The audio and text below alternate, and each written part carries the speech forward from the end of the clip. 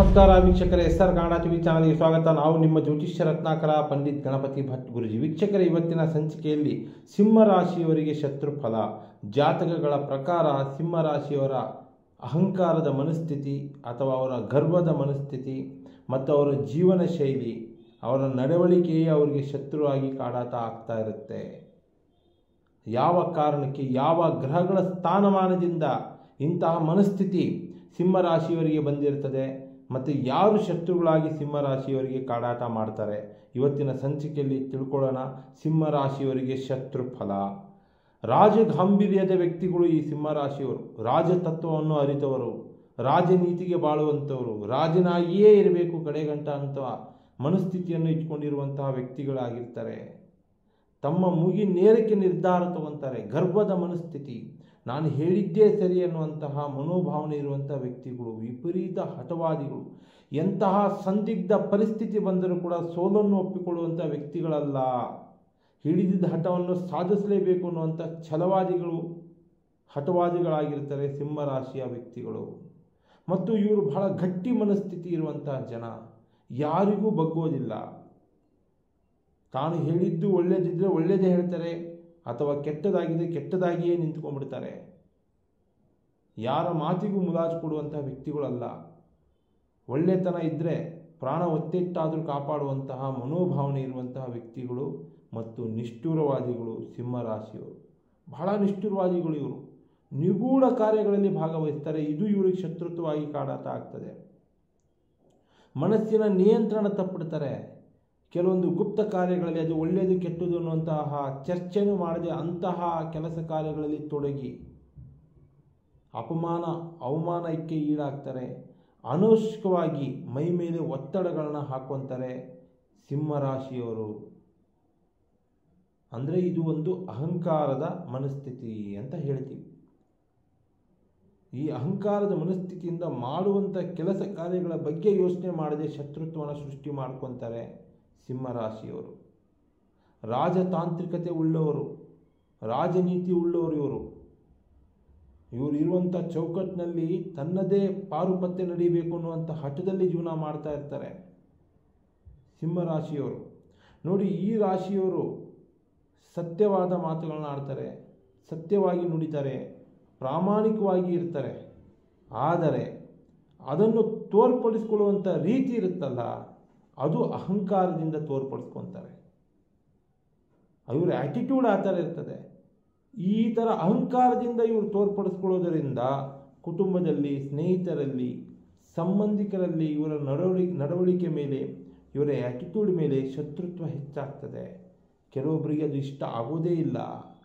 ಸಿಂಹರಾಶಿಯವರ ಅಹಂಕಾರದ ಮನೋಭಾವನೆಯನ್ನು ಇಷ್ಟಪಡದೆ ಶತ್ರುತ್ವ ಹೆಚ್ಚಾಗ್ತದೆ. ಮತ್ತು ಇವರು ಸ್ವಾರ್ಥದ ಮನಸ್ಥಿತಿಯ ವ್ಯಕ್ತಿಗಳು.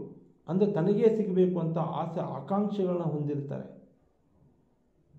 ತಾನು ಬಯಸಿದ್ದು ಸಿಗಲೇಬೇಕು ಅನ್ನುವಂಥದ್ದು, ಅದು ಯಾರಿಗೂ ನೋವಾಗುತ್ತೋ ಅನ್ನುವಂಥದ್ದು ತಿಳ್ಕೊಳ್ಳೋದಿಲ್ಲ, ಕೇರ್ಲೆಸ್ ಮಾಡ್ತಾರೆ.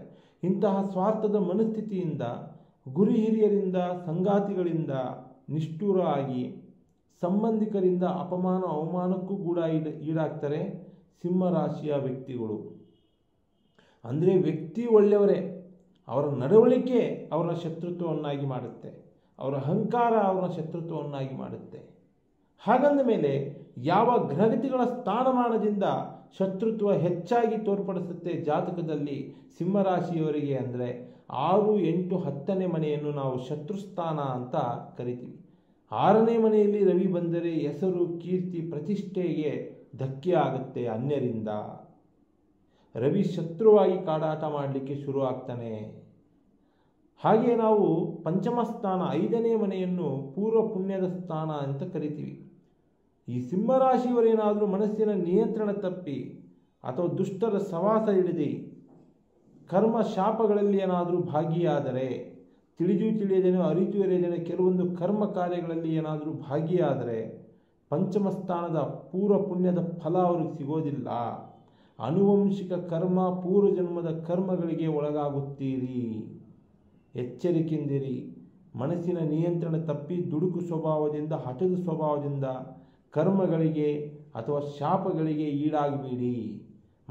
ಮನಸ್ಥಿತಿಯ ಹಿಡಿತ ಇಟ್ಕೊಳ್ಳಿ ಸಿಂಹರಾಶಿಯವರು.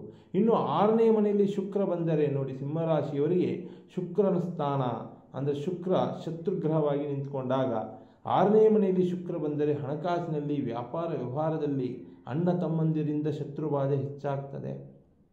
ಹಾಗೆ ಶುಕ್ರನ ಪ್ರಯೋಗ ಲಕ್ಷ್ಮಿಯ ಪ್ರಯೋಗದಿಂದ ಸಿಂಹರಾಶಿಯವರಿಗೆ ಅಕ್ರಮ ಸಂಬಂಧಗಳು, ಲಿವಿಂಗ್ ರಿಲೇಷನ್ಶಿಪ್ ಅಂತ ಹೇಳ್ತೀವಿ, ಅಂತಹ ಪರಸ್ತ್ರೀ ವ್ಯಾಮೋಹಕ್ಕೆ ಹೋಗಿ ಸಂಸಾರದಲ್ಲಿ ಶತ್ರುಬಾಧೆಗೆ ಈಡಾಗ್ತೀರಿ.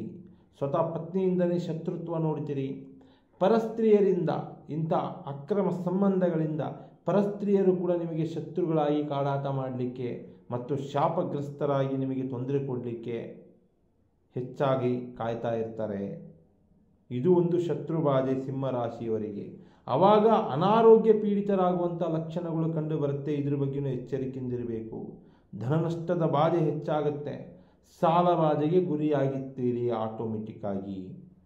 6ನೇ ಮನೆಯಲ್ಲಿ ಶುಕ್ರ ಬಂದರೆ ಇಷ್ಟು ನಿಮಗೆ ಶತ್ರು ಫಲಗಳು ಶುರು ಆಗುತ್ತದೆ. ಹಾಗೆಯೇ ದಶಮಾಧಿಪತಿಯಲ್ಲಿ ಶನಿ ಬಂದರೆ ಜಾತಕದಲ್ಲಿ, ನಿಮ್ಮ ಜಾತಕದಲ್ಲಿ ದಶಮದಲ್ಲಿ ಶನಿ ಬಂದರೆ ಅಪರಿಚಿತರು ಶತ್ರುಗಳಾಗುತ್ತಾರೆ.